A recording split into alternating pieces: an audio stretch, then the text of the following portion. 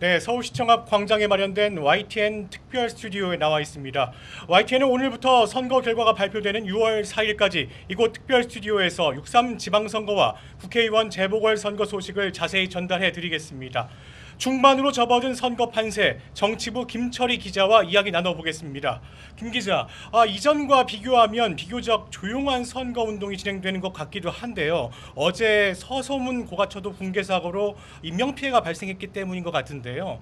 이 때문에 각 당이 시끄럽고 요란한 선거 유세에 자제령을 내렸다고 하는데 이 같은 상황이 영향을 주고 있는 거죠. 네, 맞습니다. 갑작스러운 인명사고가 발생하면서 각 당마다 조심하는 분위기가 읽힙니다. 여야 모두 음악을 틀거나 과도한 율동을 하는 등의 시끄러운 유세에는 자제령을 내렸는데요. 사고를 선거 이용했다가 역풍을 맞을 수도 있어 언행 단속에도 들어간 분위기입니다. 민주당은 사고 수습에 방해되는 허위 정보나 추측성 발언을 금지했고요. 국민의힘도 마찬가지여서 이전보다 조용한 선거전이 예상됩니다. 네, 당장 모레 사전 투표가 진행되는 만큼 여야 지도부는 마음이 급할 수밖에 없을 것 같습니다. 오늘 여야 지도부 행보부터 좀 알아볼까요? 네, 정청래 대표는 충남 논산시 현장 선대위 회의를 주재했습니다. 중원 공략을 펼친 뒤에 곧바로 인천으로 이동하는데요. 박찬대 인천시장 후보 등과 함께 강화군에서 지원 유세를 하고 운서역 앞에서 피날레를 장식합니다. 한병도 원내대표는 텃밭인 전남으로 내려가서 강진과 보성, 순천, 광양, 여수까지 도 전체를 돌아본다는 계획입니다. 국민의힘 장동혁 대표는 어제 첫 서울 지역 유세를 소화하던 중에 서소문 사고의 모든 일정을 중단했었는데요. 오늘도 아침 선대위 회의를 제외하며 특별한 일정을 잡지 않고 선거 지휘에만 전념하고 있습니다. 대신 송원석 원내대표가 격전지인 한양갑을 찾았고 곧장 강원도로 이동해 김진태 후보와 함께 합동 순회 유세를 펼쳤습니다. 중도 신표심이 중요한 수도권과 비영남권 지역 후보들에게 전력을 쏟으면서 행보를 이어가는 모습입니다.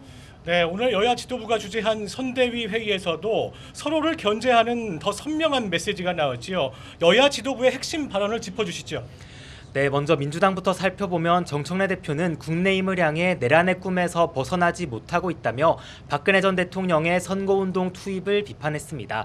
저러니까 내란, 윤어게인 정당이란 소리를 듣는다며 힘있는 여당 후보를 지지해달라고 호소했는데요. 국민의힘 장동혁 대표는 이재명 대통령과 민주당이 물가와 환율, 금리를 다 망쳐놓고 주가 상승만 이야기하고 있다고 비판했습니다. 또 스타벅스 때리기에 대해선 색깔론으로 입틀막에 나섰다고 직격했습니다.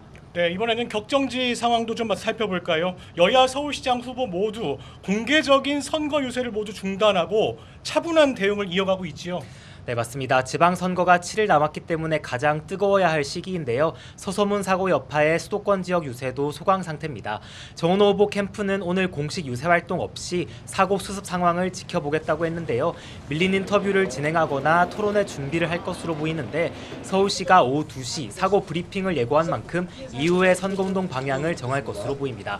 오세훈 후보 역시 오전 사고 현장을 재방문했고 안전이 최우선이란 점을 국토장관에게 강조했다고 뒤늦게 밝혔습니다. 사고 수습이 최우선이란 기조하에 내부적으로는 허탈감과 당혹감도 읽히는데요. 오 후보 역시 서울시 브리핑 이후에 정확한 방향을 결정할 거로 보입니다. 예. 격전지 이제 울산시장 선거의 경우에는 이제 단일화가 핵심 변수로 꼽힙니다. 민주당 김상욱 후보와 진보당 김종훈 후보의 단일화 과정에서 파열음이 나타났는데 조금 전 결렬 위기를 넘기랬다고요. 네, 맞습니다. 조금 전에 주말에 마무리가 될 예정이었던 진보 진영 단일화가 다시 시작됐는데요. 앞서 김상욱 후보는 역선택 방지 조항이 없는 걸 뒤늦게 알았다면서 중단을 선언했고요. 진보당은 경선이 불리해지자 판을 깬 거라면서 반발한 바 있습니다. 그런데 조국혁신당이 중재에 나서기로 하면서 상황이 변했습니다. 진보당 김종훈 후보가 긴급 기자회견을 열고 김상욱 후보가 요구했던 재경선을 받아들인다고 밝혔습니다. 이에 따라서 사전투표 전까지가 단일화 데드라인으로 꼽히는데 결렬 위기를 가까스로 넘겼다는 분석입니다. 반면 보수 진영 단일화는 여전히 진전이 없는데요. 국민의힘 김두겸 후보가 컷오프 뒤에 무소속으로 출마한 박맹우 후보에게 연일 단일화를 호소하고 있지만 박 후보의 완주 의지가 강해서 지도부가 나선다 해도 조율이 가능할지 의구심이 큰 상태입니다. 네, 민주당의 텃밭으로 여겨지는 전북 지역 선거도 이번에는 과거와는 좀 다른 양상입니다. 과거에는 민주당 후보가 되면 곧 당선이라는 공식이 있을 정도였는데 이번에는 초접전 상황이라고요. 네, 맞습니다. 민주당 텃밭으로 꼽히는 전북에서는 컷오프 뒤 무소속으로 출마한 김관영 후보가 예상외 선전으로 민주당 이원택 후보와 초접전 양상을 벌이고 있습니다. 두 사람은 친명 대 친청 구도로 표심이 갈렸다는 해석도 나오는데 김 후보의 돌풍이 호남권 전반에 영향을 주면서 기초단체 선거에도 악영향을 줄 수 있다는 분위기도 읽힙니다. 또 선거 결과가 정청래 대표의 지도력 가늠자가 될 거란 전망도 나옵니다. 네, 지방선거와 함께 치러지는 14곳의 국회의원 재보궐선거 판세도 궁금합니다. 접전지로 분류되는 곳이 어느 지역이죠? 네, 부산 북갑과 경기 평택을 충남 공주부여 청양, 울산 남갑 등 4곳이 접전지로 현재 분류되고 있는데요. 평택을의 경우 조국 혁신당이 대부업체 운영 의혹을 받는 민주당 김용남 후보를 두고 신속한 결단을 압박하고 있습니다. 김용남 후보가 나쁜 검사 그 자체라면서 당이 나서서 후보를 조치하란 건데요. 단일화 가능성에 대해선 시민 명령이라면 가능하다면서도 상대 쪽에 그 질문을 먼저 하라고 공을 돌렸습니다. 이에 대해 민주당은 김용남 후보도 반발하고 있는데요. 혁신당이 용모닝을 시전하고 있다면서 의혹 부풀리기와 허위사실 유포에만 혈안이 됐다고 비판했고 본인들이나 잘하라며 직격해서 단일화가 난망 상태라는 해석입니다. 네, 지금까지 판세도 좀 살펴보죠. 민주당이 선거전 초반 16개 광역단체장 가운데 경북만 빼고 15곳, 그러니까 싹쓸이 전망까지 나왔습니다. 그런데 지금은 상황이 좀 많이 달라진 거죠.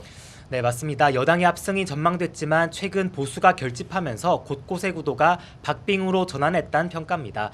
어제 민주당 조승래 사무총장은 서울과 부울경, 대구와 전북까지 6곳을 접전지로 분류했는데요. 장동혁 대표는 자유를 지키자는 신념이 모이고 있다면서 보수 결집을 독려하고 있습니다. 결국 격전지에서 몇 석을 누가 가져가느냐가 전체 선거 승패에도 영향을 줄 전망인데요. 여야는 29일부터 이틀 동안 진행되는 사전투표에 맞춰서 격전지에서 화력을 집중할 것으로 보입니다. 네, 이제 내일부터는 여론조사 공표 금지 기간이 이제 시작이 됩니다. 사전투표도 모레부터 진행되는 거죠? 네, 맞습니다. 우선 지방선거와 재보궐선거는 다음 달 3일 진행되지만 사전투표는 모레부터 이틀간 열립니다. 최근 투표자 절반 정도가 사전투표에 참여하고 있어 선거운동은 이제 정말 막바지인데요. 내일부터는 여론조사 공표도 금지되는 이른바 블랙아웃 기간이 시작됩니다. 각 언론사가 준비한 결과를 서둘러 내놓을 것으로 보이는데 후보들 사기에도 영향을 줄 것으로 보입니다. 네, 지금까지 김철희 기자와 함께 지방선거와 국회의원 재보궐 상황 자세하게 살펴봤습니다. 이제 일주일 뒤면 뒤로 보이는 서울시청 시장실 자리의 주인공도 결정이 됩니다. 지금까지 서울시청 광장에 마련된 특별 스튜디오에서 전해드렸습니다.